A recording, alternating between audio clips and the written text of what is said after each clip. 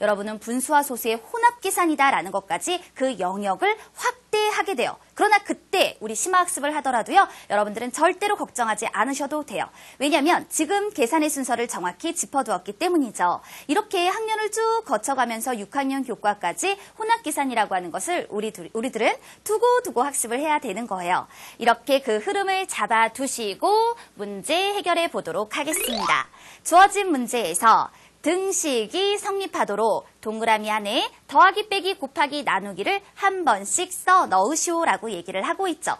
이때도요. 여러분들이 예상을 할 수 있는 요령이 있어요. 무조건 다 집어넣어 보는 것이 아니고요. 이렇게 생각하세요. 지금 보니까 87하고 52는 주어진 수들 중에서 큰 수에 해당이 된단 말이에요. 그렇기 때문에 얘네들을 곱하거나 또는 87을 52로 나누어라 라고는 표현하지 않을 겁니다. 그러니까 이 앞쪽에 주어진 것들에는 더하기와 빼기를 사용해 주는 것이 좋고 뒤쪽에 주어진 수들의 곱하기와 나누기를 표현해 보는 것이 좋다라는 거죠. 그래야지만 이 값이 처음에 주어졌던 87이나 52보다 작은 수에 해당되는 37로 나타나질 수 있기 때문이에요. 이렇게 미리 예상을 하시고 그 다음에 선생님은요 이런 방법을 써볼 거예요. 빼기, 그 다음에 더하기, 그 다음에 뒤쪽 부분에다가 뭐 예를 들어 곱하기, 나누기 이와 같이 표현을 해볼까요? 물론 이 예상은 처음에 딱 맞아떨어지는 건 아니에요. 여러 번 예상하고 확인하는 과정을 통해서 답을 구하는 거죠. 그러면 여기서 곱하기 해결을 합니다. 20이 되죠? 나누기를 해결했어요. 그랬더니 2가 되네요. 그리고 난 다음에 빼기와 더하기라고 했으니까 빼기를 계산해 주는 거예요. 앞에서부터 그랬더니 35가 되죠. 그리고 나서 더해 보았더니 이 값이 37이 되더라라는 거예요. 이렇게 예상을 하고 확인하는 과정을 통해서 등식이 성립하도록 이렇게 그 알맞은 기호들을 써넣어 볼 수 있게 되는 것이죠. 문제 해결해 보았고요. 이제 여러분들과 또 다른 문제도 만나볼게요. 좀 고난이도 문제에 해당이 되는데 네모안에 알맞은 수를 써넣으시오라고 얘기를 했어요. 와 어렵다. 이런 문제는 어떻게 해결을 하면 좋을까요? 이거 중학생 때도 나오는 문제 중에 하나이기도 해요. 그렇다면 이렇게 생각하세요. 여기서부터 여기까지를 하나의 덩어리로 생각을 해주는 거예요. 그리고 난 다음에 50에서 빼어라 이 덩어리만큼을 그리고 38을 더했더니 82가 되더라. 그러면 82에서 38을 거꾸로 빼주세요. 82에서 38만큼을 거꾸로 빼어주었더니 이 값이 이렇게 44가 되죠.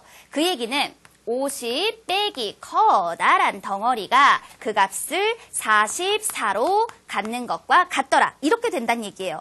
그러면 결국 50에서 6만큼을 빼어야 44가 된다라고 할 수 있겠죠. 따라서 지금 이 커다랗게 네모를 친 것의 값은 6이 되어야 한다라는 걸 알 수 있어요. 그러면 이번엔 또 어떻게 하면 될까요? 6에다가 이거 곱하기 3을 해서 6이 나온 거니까 그것을 나누기 3을 하는 거예요. 거꾸로 계산을 하는 거죠. 그랬더니 2가 나오게 되네요. 그러면 네모 빼기 9 나누기 5 빼기 13을 중괄호로 묶고 곱하기 3을 해서 6이 나옵니다. 라는 뜻이었으니까 6을 3으로 나누어 요 값이 2가 됩니다. 이렇게 써주는 거고 그리고 난 다음에 이제 중괄호는 여기서 굳이 필요가 없어요. 그러면 2에다가 거꾸로 13을 더해주세요. 15가 되죠. 거꾸로 나누기 5에서 나온 값이니까 거꾸로 곱하기 5를 해주는 거예요. 그러면 75가 되는 거죠. 그 다음에 9를 빼서 나온 값이니까 반대로 9를 더해주세요. 따라서 이때 네모 안에 들어갈 수는 84가 되어진다라는 걸 알 수 있어요. 이와 같이 복잡한 형태의 문제들도 여러분은 해결해 줄 수 있어야 해요. 특히 이렇게 네모가 괄호 안에 들어가 있을 때 값을 구하는 것은 상당히 어려운 수준의 문제라고 볼 수 있어요. 자, 그러면 이 문제 외에도요. 또 다른 문제 보도록 할까요? 이번에는 문장이에요. 무게가 똑같은 인형 7개를 상자에 넣어 저울에 재어보니 1110g이었습니다. 여기에 똑같은 인형 3개를 더 넣어 재어보니 1560g이었고요. 상자만의 무게는 몇 g인지 구하시오라고 얘기를 하고 있죠.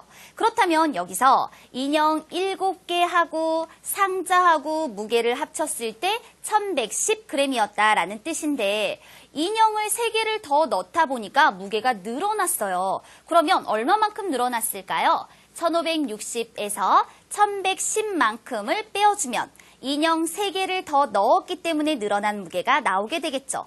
따라서 이 값을 이렇게 3으로 나누어 주게 되면 인형 1개의 무게가 나오게 되는 거랍니다. 그러면 여기까지 일단 계산을 해볼게요. 1560에서 1110을 빼었더니 나오는 값은 450. 이것을 3으로 나누어서 150, 인형 1개의 무게가 150만큼으로 나타나지는 걸 알 수 있어요. 그런데 처음에 인형이 7개가 들어있었단 말이에요. 따라서 7만큼을 곱해주게 된다면 7개 인형의 무게는 1050g이다 라고 표현이 되어지겠죠. 그런데 처음에 어땠어요? 인형 7개하고 상자 무게를 합쳐서 1110이었으니까 여기에서 인형들의 무게를 빼어보는 거예요. 그랬더니 나오는 값은 60이 되어지는 겁니다. 이와 같이 하나의 식을 만들어서 문제를 해결하고 상자의 무게에 60g으로 나타내 볼 수 있어요.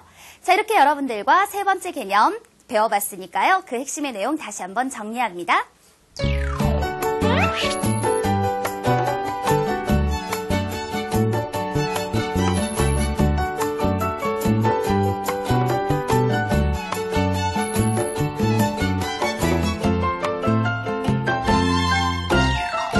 이번 시간 우리 친구들의 학습이 잘 이루어졌는지 매우 궁금합니다. 왕중왕 문제 소개하고 함께 만나볼게요.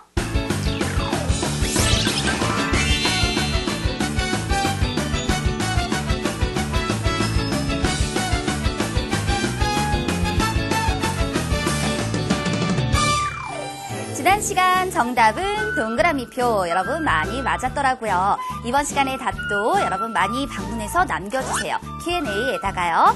다음 시간 여러분들과 함께 만나볼 내용은 분수에 관련된 내용입니다. 여러분 즐겁게 보내시고요. 우리 다음 시간 함께 만나요.